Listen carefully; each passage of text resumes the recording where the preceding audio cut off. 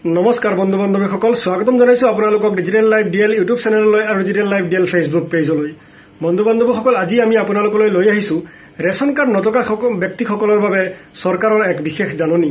বন্ধু বান্ধৱীসকল যিসকল ব্যক্তি ৰেশন কাৰ্ড নাই এতিয়ালৈকে ৰেশন কাৰ্ডত নাম অন্তৰ্ভুক্ত হোৱা নাই সেই ব্যক্তিসকলৰ প্ৰতি চিন্তা কৰি চৰকাৰে এক বিশেষ জাননী জাৰি কৰিছে। এতিয়া বনাব পাৰিব নতুন ৰেশন কাৰ্ড। বন্ধু বান্ধৱীসকল যিসকল ব্যক্তিৰ ৰেশন কাৰ্ড নাই সেই ব্যক্তিসকলে এতিয়া নতুন ৰেশন কাৰ্ড বনাব পাৰিব। আৰু সেই নতুন ৰেশন কাৰ্ডখন বনাবলৈ হলে কি কি থাকিব লাগিব, কত জমা দিব লাগিব আৰু লাষ্ট ডেট কেতিয়া, সেই বিষয়ে আমি আলোচনা কৰিম আজি আমাৰ এই ভিডিঅ'টোত। তো বন্ধু বান্ধৱীসকল ভিডিঅ'টো স্কিপ নকৰি একেবাৰে শেষলৈ চাই থাকিব। বন্ধু বান্ধৱীসকল ভিডিঅ'টো আৰম্ভ কৰাৰ আগতে মই প্ৰতিটো ভিডিঅ'ৰ দৰে এটা ৰিকুৱেষ্ট কৰিব বিচাৰিছো, যদি এতিয়ালৈকে মোৰ এই ডিজিটেল লাইভ ডিএল ইউটিউব চেনেলটো আপোনালোকে সাবস্ক্ৰাইব কৰা নাই তেতিয়াহ'লে সাবস্ক্ৰাইব কৰি দিব, আৰু যদি ফেচবুকত চাই আছে তেতিয়াহ'লে আমাৰ এই ডিজিটেল লাইভ ডিএল ফেচবুক পেজটো আপোনালোকে ফলো কৰিবলৈ নাপাহৰিব। তো বন্ধু বান্ধৱীসকল বলক পলম নকৰাকৈ আমি ভিডিঅ'টো আৰম্ভ কৰোঁ।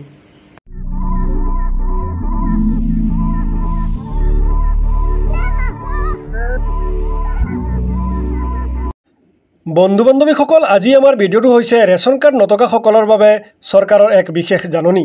বন্ধু বান্ধৱীসকল যিসকল ব্যক্তিৰ ৰেশন কাৰ্ড নাই, যিসকল ব্যক্তিৰ এতিয়ালৈকে ৰেশন কাৰ্ডত নাম অন্তৰ্ভুক্ত হোৱা নাই সেই ব্যক্তিসকলৰ প্ৰতি লক্ষ্য ৰাখি চৰকাৰে এক বিশেষ জাননী জাৰি কৰিছে। এতিয়া বনাব পাৰিব নতুন ৰেশন কাৰ্ড, আৰু সেই নতুন ৰেশন কাৰ্ডখন বনাবলৈ হ'লে কি কি থাকিব লাগিব, ক'ত জমা দিব লাগিব, লাষ্ট ডেট কেতিয়া, সেই বিষয়ে আমি আলোচনা কৰি আছোঁ। বন্ধু বান্ধৱীসকল যিসকল ব্যক্তিৰ শ্ৰম কাৰ্ড আছে সেই ব্যক্তিসকলে এতিয়া ৰেশন কাৰ্ড বনাব পাৰিব, আৰু প্ৰয়োজনীয় নথিপত্ৰসমূহ শ্ৰম কাৰ্ড থকা ব্যক্তিসকলে নিজৰ নিজৰ পঞ্চায়তত নি জমা দিব লাগিব। আৰু লাষ্ট ডেটটো হৈছে অহা আগষ্ট মাহৰ 3 তাৰিখ। এই আগষ্ট মাহৰ 3 তাৰিখৰ ভিতৰত আপোনালোকে নিজৰ শ্ৰম কাৰ্ডটো আৰু লগতে আধাৰ কাৰ্ড, পেন কাৰ্ড, যি বস্তু ডকুমেণ্ট আছে আপোনাৰ ভোটাৰ কাৰ্ড, সেই গোটেইখিনি বস্তু নি পেলাই আপোনাৰ পঞ্চায়তত জমা দিয়ক। আপোনাৰ নামত এখন নতুন ৰেশন কাৰ্ড হ'ব। আৰু শ্ৰম কাৰ্ডখন কেতিয়া পঞ্জীয়ন হ'ব লাগিব আৰু কিমান তাৰিখলৈকে পঞ্জীয়ন থাকিব লাগিব সেই গোটেই বিষয়ে আমি চৰকাৰী এটা ফেচবুক পেজত CMO আসাম বুলি এটা পেজ আছে, তাত কি লিখিছে আমি আপোনালোকক আমাৰ ভিডিঅ' স্ক্ৰীনত দেখুৱাই আছোঁ। বন্ধু বান্ধৱীসকল CMO আসাম পেজটোত ইয়াত লিখিছে 2021 চনৰ আগষ্টৰ পৰা 2023 চনৰ আগষ্টৰ ভিতৰত শ্ৰম চৰকাৰী পৰ্টেলত পঞ্জীয়নভুক্ত অসমৰ প্ৰব্ৰজিত শ্ৰমিকসকললৈ বিশেষ এক সুবিধা আগবঢ়োৱা হৈছে। ইয়াৰ অধীনত নতুন ৰেশন কাৰ্ড লাভ বা ৰেশন কাৰ্ডত নাম অন্তৰ্ভুক্তিৰ বাবে এই বছৰৰ 3 আগষ্টৰ ভিতৰত প্ৰপত্ৰ সংগ্ৰহ কৰি সম্পূৰ্ণ তথ্যসমূহ প্ৰপত্ৰ জমা দিব পাৰিব। উল্লেখ্য যে আবেদনকাৰীৰ পৰিয়ালৰ বাৰ্ষিক আয় 4 লাখৰ তলত হোৱাটো বাধ্যতামূলক। আমি আপোনালোকক আগত কৈছিলোঁ যে শ্ৰম কাৰ্ড থাকিব লাগিব। ইয়াত কৈছে শ্ৰম কাৰ্ডটো আপোনাৰ কেতিয়াৰ পৰা কোনটো ডেটৰ পৰা কোনটো ডেটৰ ভিতৰত হ'ব লাগিব। 2021 চনৰ আগষ্টৰ পৰা 2023 চনৰ আগষ্টৰ ভিতৰত শ্ৰম যিসকল ব্যক্তিয়ে চৰকাৰী পৰ্টেলত পঞ্জীয়নভুক্ত কৰিছিল সেই ব্যক্তিসকলে জমা দিব পাৰিব, আৰু তেখেতসকলে নতুন ৰেশন কাৰ্ড বনাব পাৰিব। বন্ধু বান্ধৱীসকল আবেদনকাৰীৰ পৰিয়ালৰ বাৰ্ষিক আয় 4 লাখৰ তলত হোৱাটো বাধ্যতামূলক। যিসকল ব্যক্তিয়ে আবেদন কৰিব সেই ব্যক্তিসকলৰ পৰিয়ালৰ বাৰ্ষিক যিটো আয়, বছৰি যিটো আয় সেইটো 4 লাখৰ তলত হ'ব লাগিব, তেতিয়াহে তেওঁলোকে নতুন ৰেশন কাৰ্ড পাব।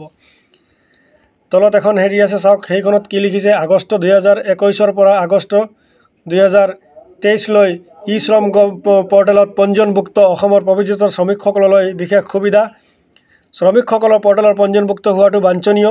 নতুন ৰেশন কাৰ্ড লাভ অথবা ৰেশন কাৰ্ডত নাম অন্তৰ্ভুক্ত কৰাৰ বাবে প্ৰপত্ৰ ফৰ্ম C সংগ্ৰহ তথা সম্পূৰ্ণ তথ্যসমূহ প্ৰপত্ৰ Cৰ পূৰণ কৰি জমা দিয়াটো প্ৰয়োজনীয়। আবেদনকাৰীৰ পৰিয়ালৰ বাৰ্ষিক আয় 4 লাখ টকাতকৈ কম হোৱাটো বাধ্যতামূলক। বন্ধু বান্ধৱীসকল লাষ্ট ডেটটো হৈছে 3 আগষ্ট 2024। যিসকল ব্যক্তিৰ শ্ৰম কাৰ্ড আছে 2021 চনৰ আগষ্টৰ পৰা 2023 চনৰ আগষ্টৰ ভিতৰত যিসকলে শ্ৰম পৰ্টেলত পঞ্জীয়নভুক্ত কৰিছিলে আৰু শ্ৰম কাৰ্ড আছে সেই ব্যক্তিসকলে লাভ কৰিব নতুন ৰেশন কাৰ্ড। আৰু লাষ্ট ডেটটো হৈছে 3 আগষ্ট 2024। 3 আগষ্টৰ তাৰিখৰ আগত আপোনালোকে ফৰ্ম ফিল আপ কৰি জমা দিয়ক নিজৰ নিজৰ পঞ্চায়তত। তেতিয়াহে আপোনালোকে নতুন ৰেচন কাৰ্ড লাভ কৰিব। বন্ধু বান্ধৱীসকল, আজি আমাৰ ভিডিঅ'টোৰ মূল বিষয়বস্তু এইখিনি আছিলে। যদি আপোনালোকে ভাল পায় তেতিয়াহ'লে আপোনালোকৰ বন্ধু বান্ধৱীলৈ ভিডিঅ' লিংকটো শ্বেয়াৰ কৰিব আৰু সকলোকে জানিবলৈ সুযোগ দিব। শেষত আকৌ এবাৰ ৰিকুৱেষ্ট কৰিছোঁ, যদি এতিয়ালৈকে মোৰ এই ডিজিটেল লাইফ ডিএল ইউটিউব চেনেলটো আপোনালোকে ছাবস্ক্ৰাইব কৰা নাই তেতিয়াহ'লে ছাবস্ক্ৰাইব কৰি দিব, আৰু যদি ফেচবুকো চাই আছে তেতিয়াহ'লে আমাৰ এই ডিজিটেল লাইফ ডিএল ফেচবুক পেজটো আপোনালোকে ফ'ল' কৰিবলৈ নাপাহৰিব। তো আজিলৈ ইমানেই। Thank U, bye bye. লগ পাম নতুন এটা ভিডিঅ'ৰ সৈতে।